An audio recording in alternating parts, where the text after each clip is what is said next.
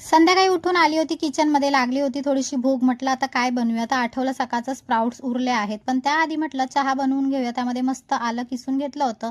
दुपारी भांडी घासली होती, ती सुकली होती. म्हटलं ती लावून घेऊया. आणि हे सगळं स्प्राउट्स आहे, सकाळी स्प्राउट चाट बनवलेलं ते उरलेलं, त्याला मिक्सरच्या भांड्यात घातलं होतं. त्याच्यामध्ये मी अजून ॲड केलं होतं अद्रक, लसूण, कढीपत्ता आणि मिरची आणि थोडंसं धनिया. त्यानंतर चहा उकळली होती, त्यामध्ये दूध घालून घेतलं आणि नंतर मग हे सगळं जे वाटण आहे ते मस्तपैकी वाटून घेतलं होतं. अशा प्रकारे वाटून झालं होतं. मग त्यामध्ये मी मसाले ॲड केले होते. चाट मसाला, मीठ, लाल मसाला असं सगळं ॲड केलं. 2 चमचे बेसन घातलं होतं, 1 चमचा तांदळाचं पीठ घातलं होतं आणि छानपैकी मिश्रण मळून घेतलं होतं असं. आणि त्यामध्ये थोडा धनिया घातला होता आणि नंतर त्याला टिक्कीचा असा शेप दिला होता. तुम्ही कुठल्याही प्रकारचा शेप देऊ शकता. आणि अशा प्रकारे सगळे टिक्की झाले होते. मग ठेवला होता पॅन गॅसवर आणि थोडी मस्ती केली होती आईबरोबर. आणि नंतर मग तेल टाकलं आणि छानपैकी असं शॅलो फ्राय करून त्याला घेतलं होतं. डीप फ्राय केलं तर एवढं काही छान लागणार नाही म्हटलं, म्हणून शॅलो फ्राय केलं आणि अशा प्रकारे रेडी झालं होतं. ग्रीन चटणीही बनवली होती.